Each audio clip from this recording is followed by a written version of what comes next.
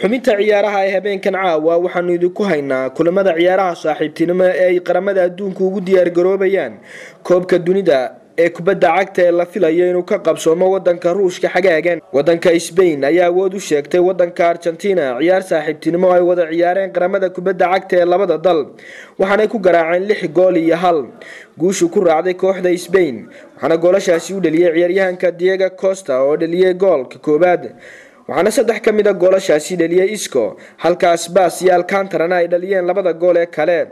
Goolka Argentina ee madiga waxa uu dhaliyay difacyahankooda Otamendi. ciyaartan ayaa kamid ahayd ciyaaraha saaxiibtinimo ee loogu diyaar garoobay koobka adduunka, waxaana Argentina kala kulantay waji gabax xilli xidigooda Messi uu ciyaarta daawanayay isagoo la tacaalaya dhaawac soo gaaray.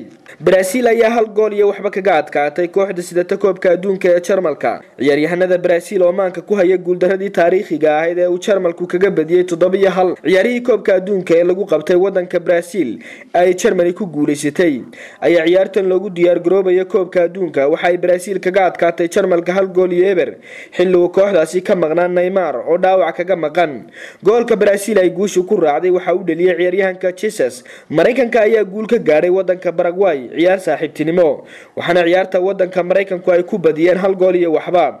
goolkaasi oo ahaa mid rekoord ah waxa uu dhaliyay ciyaaryahanka Wood. ciyaartaasi waxa ka qayb galay wiilka uu dhalay George Weah oo hore u ahaa xidigii kubadda cagta adduunka ee sanadkii 1994 isagoo matalaya wadankiisa Liberia ee uu xilligan madaxweynaha ka yahay, balse wiilkiisa ayaa ciyaaraha adduunka ku matalaya wadanka USA ama Mareykanka oo uu xulkooda u saftay, waxaana uu noqonayaa Tim Weah ciyaaryahankii ugu horeeyay ee USA u ciyaara ee dhashay 2000. Ingiriiska iyo Talyaaniga ayaa barbara gool iyo gool galay, waxaana goolka ku hormaray wadanka Ingiriiska kaasi oo u dhaliyay Jimmy Vardy.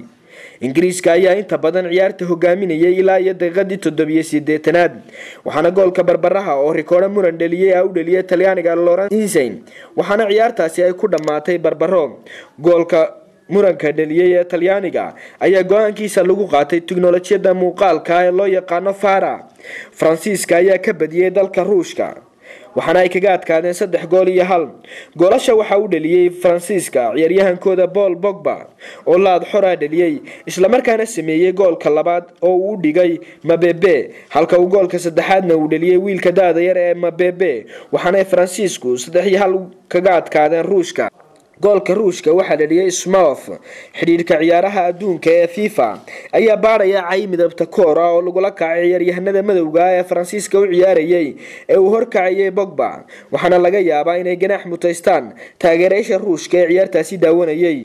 dabadal guud ahaanba intaasi waxaanu ku soo koobaynaa xubintii ciyaaraha ee habeenkan caawa aad kala socoteen telefishinka Home Cable.